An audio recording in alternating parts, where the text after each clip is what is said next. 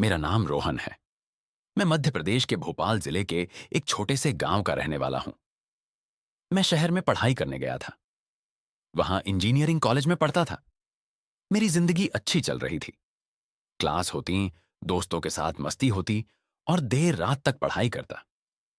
लेकिन एक रात सब कुछ बदल गया। उस रात मेरी पूरी फैमिली मर गई। हाँ, ये कत्ल था। लेकिन ये कैसे हुआ? घर पूरी तरह बंद था। बाहर कोई पैरों के निशान नहीं मिले, कोई उंगलियों के निशान नहीं थे, कोई जहर का निशान भी नहीं था। सबको रस्सियों से दीवार पर लटका मिला। आज भी मैं सोचता रहता हूं कि वो कौन था, वो कैसे अंदर घुसा। मैं उस वक्त शहर में था, हॉस्टल में रहता था। सुबह सुबह एक फोन आया। काम वाले का फोन था। उन्होंने कहा, रोहन बेटा, तेरी फैमिली को कुछ हो गया है, जल्दी आ जा। मेरा दिल बैठ गया। मैंने ऑटो लिया, फिर बस पकड़ी और सीधा गांव की ओर दौड़ा। रास्ते भर मेरे मन में डर बैठा रहता था। पापा, मम्मी, छोटी बहन रिया, दादाजी, दादी जी, सबके साथ क्या हो गया? ये कैसे संभव था? दोपहर तक मैं गांव पहुंच गया। घर के बाहर भारी भीड़ लगी थी। पुलिस ने टेप लगा रखा था। दरवाजा खुला था, लेकिन अंदर का नजारा देखकर मैं कांप गया। सब दीवार पर लटके मिले, रस्सियों से बंधे हुए। पापा का चेहरा नीला पड़ गया था। मम्मी की आंखें खुली रह गई थीं। रिया का छोटा हाथ नीचे लटक रहा था। दादाजी और दादी जी ऊपरी कोने में थे। कोई खून नहीं था, कोई लड़ाई के निशान भी नहीं दिखे। घर रात को पूरी तरह बंद था। खिड़कियां बंद थीं, दरवाजे अंदर से बंद किए गए थे। ये एक पूरा रहस्य था। बातचीत। पुलिस थानेदार ने सख्त आवाज में पूछा, रोहन, तू शहर से आया है ना? तुझे कुछ पता है? कोई दुश्मन था क्या? मैं डरते हुए बोला, सर, पापा का मोहनलाल चाचा से जमीन का झगड़ा था। पुरानी दुश्मनी चल रही थी, वही ये कर सकता है। थानेदार ने कहा, सबूत ला पहले। अभी तक कोई सुराग नहीं मिला, कोई उंगलियों के निशान नहीं है, कोई घुसने का निशान भी नहीं है। ये केस बंद होने वाला है। थानेदार ने रिपोर्ट लिख ली। मौत की जांच की रिपोर्ट आई।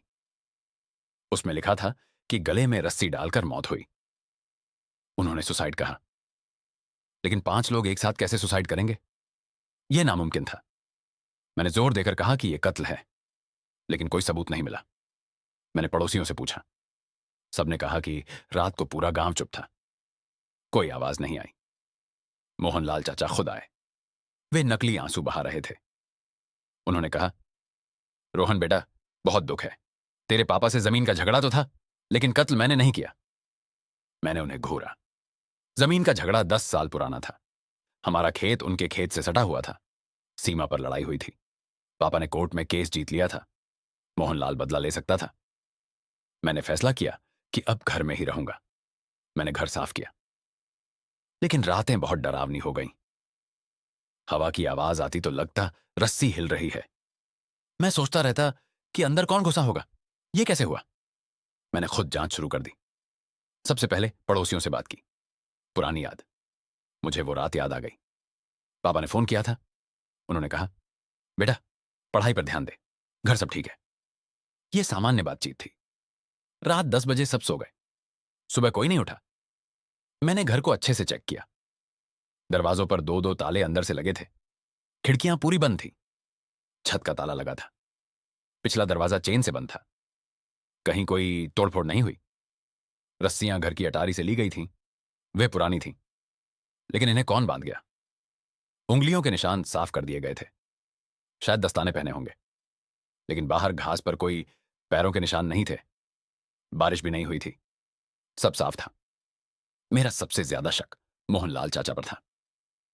मैं उनके घर गया। वे आंगन में बैठे थे। बातचीत। मैंने पूछा, चाचा जी, रात को आप कहां थे? पापा से बदला लिया ना? मोहनलाल गुस्से से बोले, बेटे, तू पागल हो गया है क्या? मैं घर पर सोया हुआ था। मेरी बीवी बता सकती है। जमीन का केस हम हार गए थे, लेकिन कत्ल तो नहीं किया। उनकी बीवी ने कहा, हां रोहन, वो रात भर घर पर ही था। उनका बहाना मजबूत लग रहा था, लेकिन मैं मानने को तैयार नहीं था। मैंने चुपके से उनके घर के पीछे जासूसी शुरू कर दी। रात में उनके बल्ब जलते रहते, सब सामान्य लगता। लेकिन एक रात मुझे एक छाया दिखी। कोई बाहर निकला था। मैंने पीछा किया, लेकिन वो गायब हो गया। मेरा डर और बढ़ गया। मैंने पुलिस पर दबाव बनाया। थानेदार ने कहा, हम विशेष टीम बुलाएंगे। उनकी रिपोर्ट आई। उसमें कोई जहर नहीं मिला, कोई लड़ाई के निशान भी नहीं थे। ये बहुत अजीब था। मैंने सोचा शायद गैस होगी, लेकिन जांच में कोई रिसाव नहीं मिला। बिजली के तार भी ठीक थे। फिर एक सुराग मिला। अटारी में एक पुरानी डायरी पड़ी थी, वो दादी जी की थी। मैंने पढ़ी।